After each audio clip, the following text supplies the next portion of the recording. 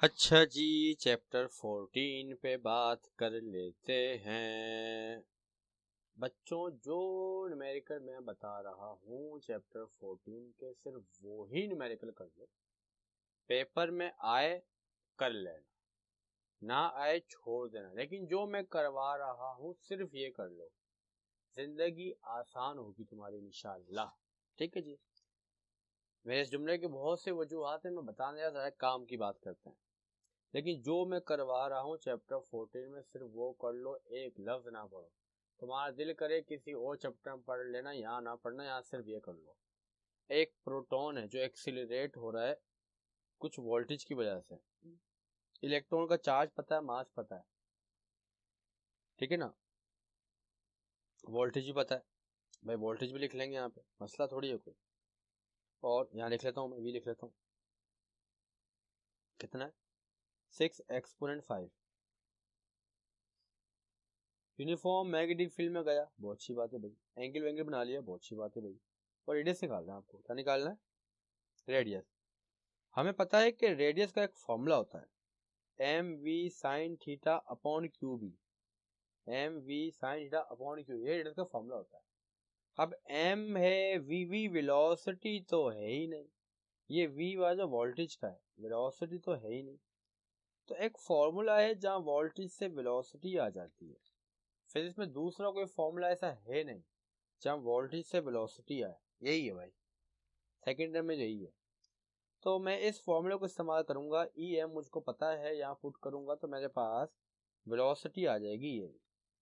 उसके बाद हम उसी फॉर्मूले को खेलेंगे, इसी फॉर्मूले से खेलेंगे, सारी वैल्यू पुट करेंगे, आर आ जाएगा।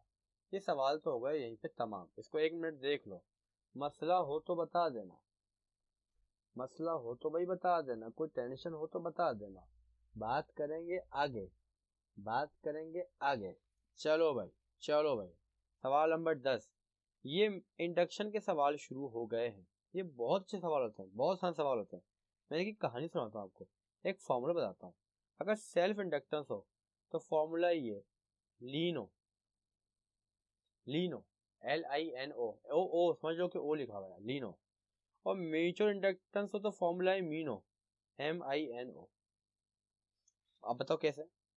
What is the mutual inductance? भाई एम निकालना है, वाह वाह वाह। और एक करंट शरण दिया हुआ है भाई, आई दिया हुआ है, आई दिया हुआ है। करंट डेल्टा आई लिख लो, मसला थोड़ी है। प्राइमरी का प्राइमरी लिख लो, सेकेंडरी का जो उसका लिखना लिख लो। नंबर ऑफ टर्न्स दे दिए तुमको, और तुमको ये वेबर, ये मैग्नेटिक फील्ड भी दे दी भाई आपको। ये सारी बातें ये वेबर पर मीटर स्क्वायर है ना, ये दे दिया आपको, फ्लक्स दे दिया भाई। फ्लक्स आ गया जी, फ्लक्स आ गया, ये आ गया फ्लक्स। ये गलत लिखा हुआ, ये नहीं है डायरेक्ट, वो तो मैग्नेटिक फील्ड बन जाएगी वरना। ये फ्लक्स आ गया आपके पास। अब मुझे अगर इस फॉर्मूले को देखो, MINO, आई तो है, N भी है, 5 भी है, तो मैं इतना बड़ा पंचायत नहीं करूंगा, डायरेक्ट लिखूंगा according to mutual induction. MINO direct, direct लिखोगे, डायरेक्ट। और ये आई मल्टीप्लाई वहां जाके डिवाइड। और म्यूचुअल में ना, म्यूचुअल में आई जो होता है वो प्राइमरी का ही होता है, ऐसी बात है। पी लिख देना यहाँ पे, लिखा हो ना, पी लिख देना। नंबर ऑफ टर्न सेकेंडरी के होते हैं, फ्लक्स सेकेंडरी पे ही बनता है।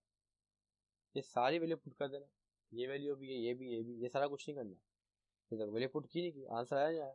और इसकी यूनिट होती है हेनरी। यूनिट क्या होती है इसकी? हेनरी। सीधा सीधा सवाल, बस यही पुट हो जाएगा, वैल्यू पुट करोगे, कहानी खत्म हो जाएगी, सब ले आएगा सामने तुमको, ठीक है। अब बात करते हैं अगली, अब बात करते हैं अगली। अब बात करेंगे 14.11 की। आसान सवाल है, वो भी मीनू से होगा सवाल। सवाल देखो भाई, वोल्टेज दे दिए, मिली वोल्ट है, वोल्ट में आ जाएंगे, मिली वोल्ट है, 1000 से डिवाइड करेंगे, वोल्ट में आ जाएंगे। नंबर ऑफ टर्न्स दे दिए सेकेंडरी के।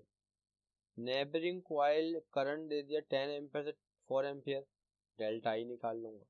टाइम दे दिया, टी लिख दूंगा। मीनू निकालना है, म्यूचुअल इंटरेस्ट निकालनी है। सही है भाई। अब मैं इस पे बात नहीं कर, डायरेक्ट एम पे बात कर रहा हूँ। तो मैंने आपको एक एम का फॉर्मूला बताया था ना अभी, क्या है? करंट। तो एक एम का फॉर्मूला तो वो है जो आपको पता है, तो वो तो बिल्कुल सही है जो आपको पता है, मीनू। और एक m का फॉर्मूला E की जबान में भी होता है। एक m का फॉर्मूला होता है E is equal to m delta I upon T। यहाँ तो क्योंकि E दिया हुआ था, ES लगा देंगे भाई, यहाँ पे T लगा देंगे, यहाँ पे P लगा देंगे। तो इस फॉर्मूले से m निकालेंगे। यहाँ पे ES दिया हुआ है, टाइम दिया हुआ है, I दिया हुआ है, ये डिवाइड है, वहां जाके मल्टीप्लाई, वो मल्टीप्लाई वहां जाके डिवाइड। तो इस फॉर्मूले से डायरेक्ट ये वाला आंसर आएगा आपका। बजाय इस फॉर्मूले से करो, डायरेक्ट इससे लेना, डायरेक्ट आंसर आएगा। अब सुनो आगे बात। अब तुम्हें निकालना है बी पार्ट। क्या निकालना है? Rate of change of flux निकाला। क्या निकाला है? Rate of change of flux. Rate of change of flux निकालना। इसका मतलब होता है delta phi upon delta T निकालना। अगर सिर्फ फ्लक्स होता तो डेल्टा फाई कहते, लेकिन रेट निकालना है तो delta phi upon delta T निकालना। ठीक है भाई। ठीक है भाई, मसला थोड़ी है। फॉर्मूला तो वही लगाऊंगा, फ्राइडे का लगाऊंगा फॉर्मूला। फॉर्मूला इसका होता है E is equal to n delta phi upon delta T. इस फॉर्मूले में ही delta phi upon delta T है, सिंपल n मल्टीप्लाई वहां जाके डिवाइड। देखो यहाँ पे फॉर्मूला है ना, ES is equal to n, एक माइनस साइन को हटा देते हैं, इग्नोर करते हैं, वो लेंस दो की वजह से होती है। n मल्टीप्लाई 500 वहां जाके डिवाइड करेंगे तो आंसर आएगा या नहीं आएगा? आराम से आंसर आएगा, सही ना। और फ्लक्स यूनिट क्या होती है? वेबर। ये वेबर पर सेकंड हो जाएगा, वेबर पर सेकंड हो जाएगा।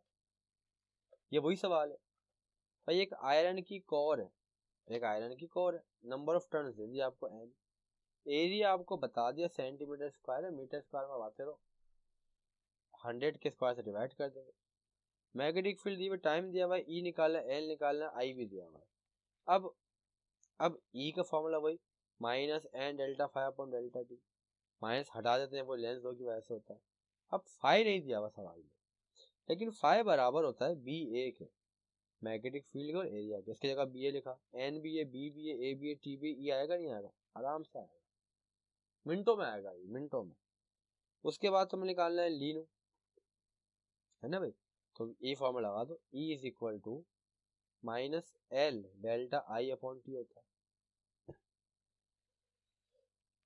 E तो आ चुका है, इग्नोर माइनस साइन कर देंगे, हटा देंगे माइनस साइन को, तो यहाँ से L आ जाएगा नहीं आ जाएगा? T डिवाइड है, वहां जाके मल्टीप्लाई, I मल्टीप्लाई वहां जाके डिवाइड, क्या हो जाएगा? ET upon delta I। तुमको इस फॉर्मूले से निकालना है। इस फॉर्मूले से निकालोगे तो आंसर तुम्हारा वही आएगा जो ये आया है, बिल्कुल सुकून से आ जाएगा। ये ऑल्टरनेट मेथड है और आसान मेथड है। ठीक है भाई। अब सुनो बात को, न्यूमेरिकल थोड़ी करने, ज्यादा तो करने ही नहीं है भाई। न्यूमेरिकल के बारे में बता दे कि 14 चैप्टर के सिर्फ वो करने जो मैं करवाऊँ, इसके अलावा नहीं करना एक भी। वही लीनू मीनू वाला सवाल है यार। नंबर ऑफ टर्न्स दिए, मैं करंट दे दिया, यहाँ पे तुम्हें फ्लक्स दे दिया, सेल्फ इंडक्टेंस निकालनी है। सेल्फ इंडक्टेंस का फॉर्मूला क्या था? यहीं से निकाल लेते इंडक्टेंस, है ना भाई। फॉर्मूला क्या था?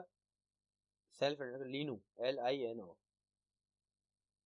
ये फ्लक्स है, ये नंबर ऑफ टर्न्स है, करंट है, ये L है। तो भाई क्या इस फॉर्मूले से बात बनेगी? तो आप बोलो कि यार बात तो बन रही है वैसे। L निकालना ना, I मल्टीप्लाई वहां जाके divide, and del upon I। अब देखो वही काम किया है ना। N कितना है? 325। I कितना है? 8.6 वेबर। I कितना है? 6.32। पुट करेंगे, जब इसको पुट करेंगे तो तुम्हारा आंसर जब पुट करेंगे तुम्हारा आंसर ये बार आएगा। तो बजाय ये सारा काम करने के इस सवाल को इस तरीके से करना, ऑल्टरनेट मेथड। समझ बात को, यहाँ से कर दो ऑल्टरनेट मेथड, 2 मिनट में होगा, यूं होगा सवाल, यूं ऐसे करना। ठीक है भाई। आगे बात करता हूँ, 14 बात करता हूँ भाई। इस पे तो बात तफसील से होनी चाहिए। ये तो बड़ा नवाब का बच्चा सवाल है भाई। इस फॉर्मूले ही क्या है? नवाब, NW। अरे यार इसको यूं लिखना, नवाब, इसको यूं लिखना, E बराबर है नवाब के। ओमेगा एंगुलर वेलोसिटी होती है। ओमेगा कभी कभी नहीं दिया होता तो वो बराबर होता है 2 पाई f के। तो बस ये सवाल है, बस इसको देखो, फॉर्मूले को देखो, मुझे बताओ ये हो ये हो ये हो ये हो ये हो, ये आ जाएगा, कोई एक चीज ना हो तो आ जाएगी। सवाल तुम्हारे सामने बिल्कुल आसान है, ई निकालना है, सब कुछ तो दिया हुआ है, ये डब्ल्यू निकालना है, ई दिया हुआ है, ये दिया हुआ है, ये दिया हुआ है, ये दिया हुआ है, ये मल्टीप्लाई हमारे डिवाइड होगा, वैल्यू पुट करेंगे आ जाएगा ओमेगा। बाज़ औकात फ्रीक्वेंसी निकालनी होती है, तो ओमेगा फिर बराबर होता है 2πf के, जब ओमेगा 2πf होता है तो वहां से हो जाता है सवाल। इसका एक सवाल मैं होमवर्क दूंगा, अभी ग्रुप पर डालूंगा, वो करना लाजमी करना, सवाल है सही है ना, वहाँ थोड़ा मैं चेंजिंग करूंगा सवाल में। उसके बाद तुम आ जाओ उसके ऊपर, ट्रांसफॉर्मर पे आ जाओ भाई। ट्रांसफॉर्मर तो बहुत आसान बात है, ट्रांसफॉर्मर के फॉर्मूले अगर समझ में है तो बात समझो। स्टेप डाउन कौन सा होता है? स्टेप डाउन वो होता है जिसका प्राइमरी का वोल्टेज ज्यादा हो, 2400 1200 बिल्कुल सही। स्टेप अप में सेकेंडरी का वोल्टेज ज्यादा होता है, 12 स्टेप डाउन था। पावर दी हुई आउटपुट की 9 किलोवाट, 1000 से मल्टीप्लाई वॉट में आ गया। एफिशिएंसी दी हुई 95%, बहुत अच्छा भाई बहुत अच्छा। नंबर ऑफ टर्न्स दिए हुए प्राइमरी के सेकेंडरी के निकालने, पावर इनपुट निकालनी है, करंट निकालना है, प्राइमरी का भी सेकेंडरी का भी, 4 चीजें निकालनी है। सबसे पहले V S upon V P बराबर होता है N S upon N P के। मेरे दिमाग में क्यों आया फॉर्मूला वाला, क्योंकि वी एस वी पी तो दिया हुआ है, एन पी दिया हुआ है, यहीं से खेलूंगा एन एस आ जाएगा। आ गया एन एस, आ गया भाई, एन एस तो आ गया। और सुनो, एफिशिएंसी बराबर होती है power output upon power input.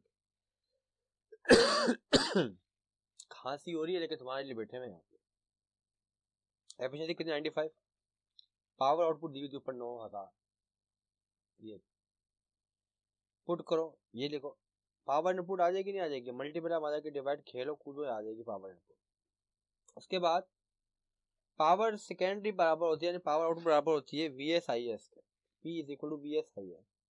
तो पावर आउटपुट तो आई भी है तुम्हारे पास, वी एस भी आई एस आ जाएगा। इसी तरीके से पावर इनपुट का फॉर्मूला लगा के तुम आई पी भी निकाल सकते हो, ठीक है ना। आई एस आया तो आई पी भी आ जाएगा, इसी फॉर्मूले से निकाला नहीं मैंने, खुद ही निकाल लेना, खुद ही हो जाएगा। सही है भाई, यहाँ तक होगा ट्रांसफॉर्मर का। ट्रांसफॉर्मर के 2 सवाल ग्रुप पे डालूंगा, देख लेना भाई, लाजमी लाजमी देख लेना, आज ही देख लेना, कल वाले का टाइम ना है। अब बात करेंगे चैप्टर